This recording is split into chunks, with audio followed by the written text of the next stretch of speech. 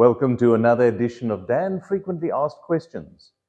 In this edition, we address a compendium of symptoms and need to answer the question, I feel strange, am I bent? Keep watching.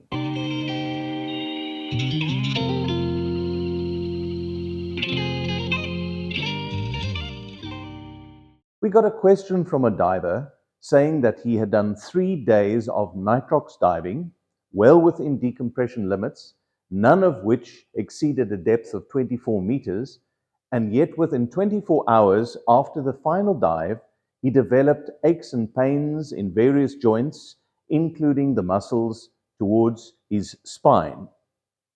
He did not have a fever, and he was not positive for a COVID test. His question to us is, could he be bent? Well, first of all, one needs to be assured that decompression illness can present in a variety of ways. However, there are certain presentations that are less likely to be decompression illness and more likely to be something else. What you're describing is fairly typical of saltwater aspiration syndrome, in which the aspiration of seawater mist actually causes a gross inflammatory response in the body that resembles a flu. Sometimes one can have a fever, but it can otherwise just present with aches and pains.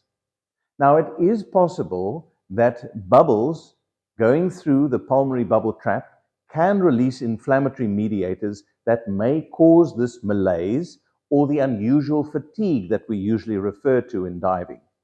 However, I doubt very much that that's the case here, given how conservative your dives were and how likely it is that you would even have had significant venous gas bubbling. Clearly, as we always say, we cannot make a diagnosis essentially from an email, nor can we recommend diving safety advice applicable to you specifically simply from that email. So the right advice is always to visit a diving medical practitioner and assure yourself that you are fit to continue diving and that everything has resolved. By now, I'm sure it would have, but it would be wise certainly to get over your symptoms, and I would recommend that you should take at least 30 days off diving, and the next diving you do should be ultra conservative. The reason being, not so much that you're at risk for getting decompression illness, but that you really can rule out decompression illness as a cause.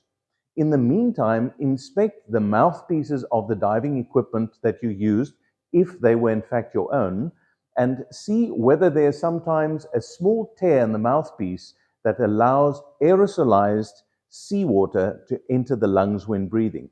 It can almost be unnoticeable and yet cause significant symptoms. I hope that addresses at least some of your concerns, and thank you very much for asking us and giving us the opportunity to reflect on the possibilities. Until next time, safe diving.